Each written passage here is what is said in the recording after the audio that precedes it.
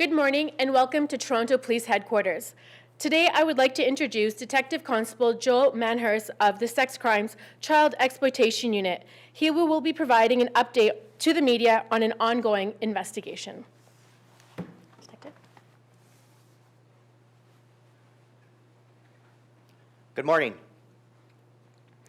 In November of 2015, a male was observed by staff at an employment center using one of their computers to look at images consistent with the Criminal Code definition of child pornography.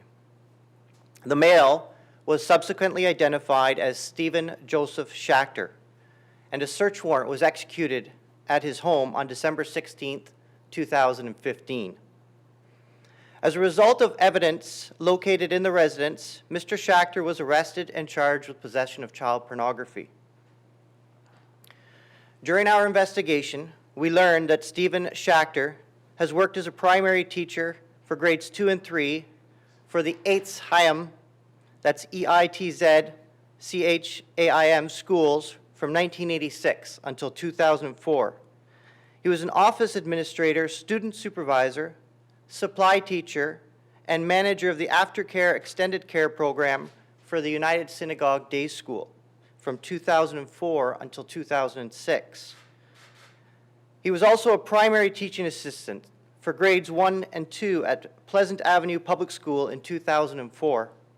And finally, from 2009 until 2011, Mr. Schacter worked as a private tutor.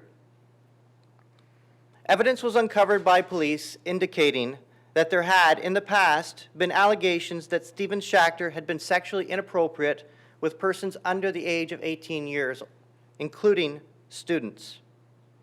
As a result, a press release was issued on December 18, 2015, that included Mr. Schacter's picture. The press afforded this investigation resulted in 3 victims coming forward to police who were abused in the 1980s and 1990s. It is alleged that Mr. Schacter had ready access to these children as a result of his teaching positions and his status in the community. On Wednesday, February 24, 2016, Mr. Schacter was arrested for a second time and charged with gross indecency, sexual assault ×2, sexual exploitation, and sexual interference.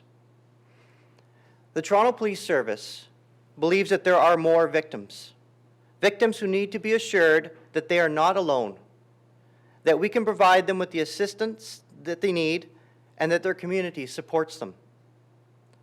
Some victims may believe that what happened to them will have no impact on the case, but that is simply not true. There is power in numbers, both in corroborating other victims' allegations and, should we reach that point, in sentencing.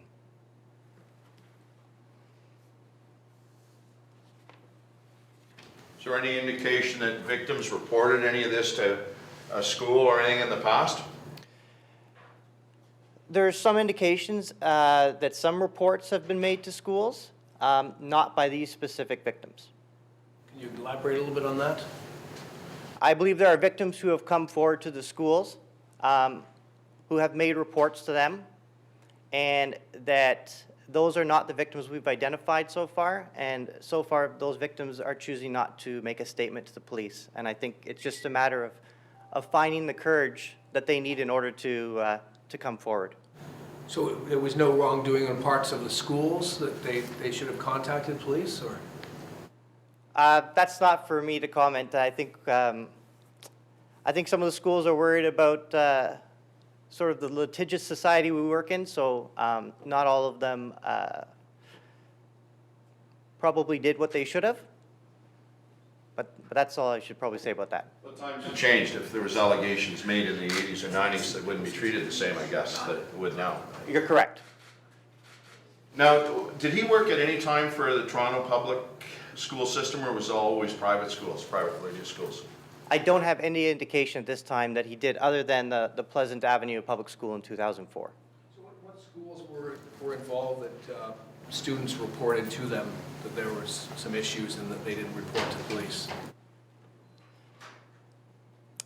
Specifically, the at.a.m school. And how many instances did students come forward and say there was an issue and nothing happened?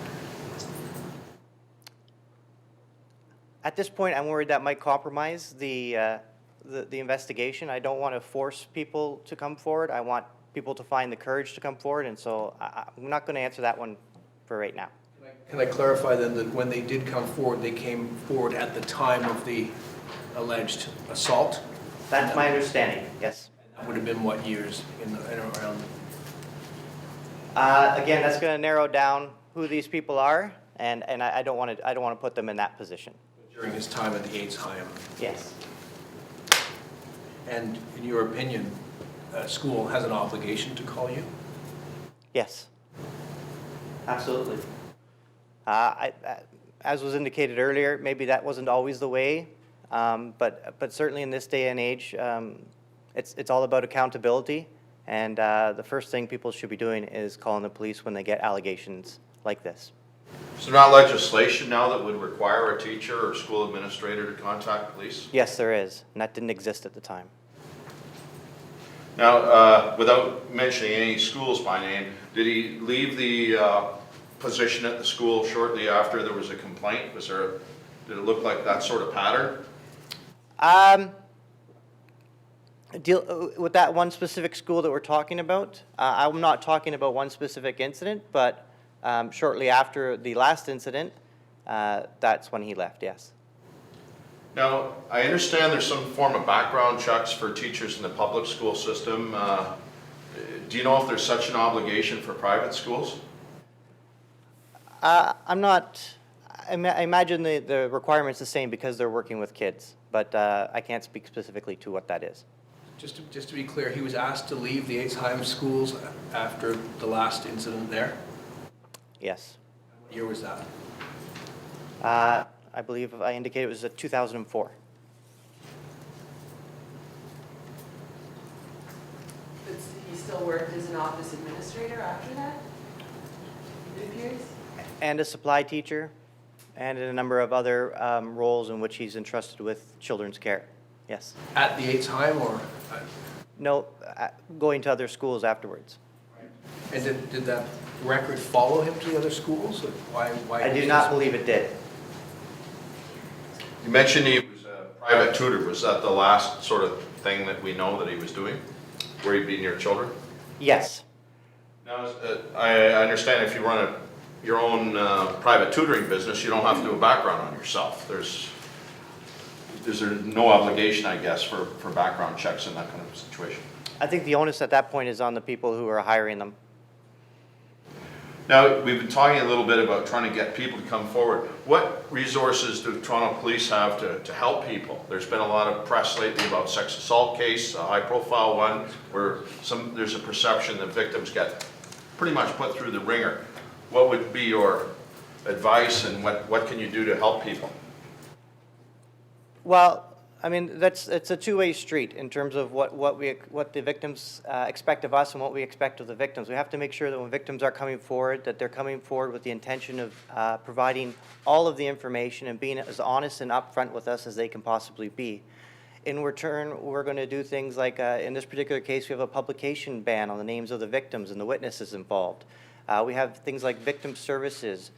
We have community agencies that we can refer them to make sure that they're getting all of the assistance they need, that they're walked through the court process, and that if they need any sort of psychological counseling or anything like that, that we're providing that for them. There's been some high-profile cases where victims really never recovered. Some took their own lives. Would coming forward maybe be helpful to victims and prevent others from being victimized? Well, as I indicated earlier, there's power in numbers. So when you see that you're not alone in terms of being victimized, then you pull courage from that. You become stronger because of that. And I think that that's not only going to help the victims who have found the courage to come forward, but it's going to help the people who have yet to come forward in terms of dealing with whatever pressures they feel are associated to coming forward, and that they're going to be able to come talk to the police and hopefully bring some resolution to this for themselves. How old are the victims? Well, these were victims in the, they were in their primary grades at the time. They are now victims who are in their 30s and 40s. And did I hear you correctly, are they cooperating with you or no? We've had 3 people who have come forward who are being cooperative, yes. Male, female? I've had some different information come in, so I don't want to specify because I don't want to deter anyone from coming forward. But the school that Mr. Schacter was working at the time was an all-boys school, although they had a girls' campus as well.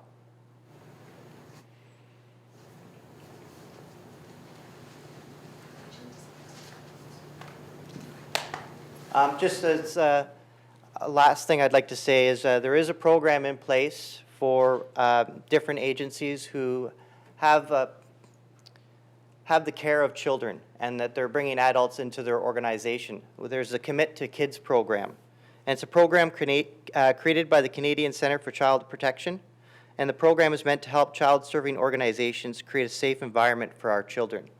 And it's something that we encourage every organization that has is put in any position where they're bringing people in to deal with children that they consider this program. Before this was Mr. Schacter, before you became aware of doing your investigation, you know Mr. Schacter was previously known to police in any way?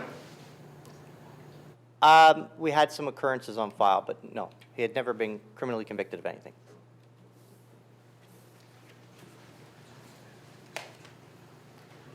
Thank you. That concludes today's conference.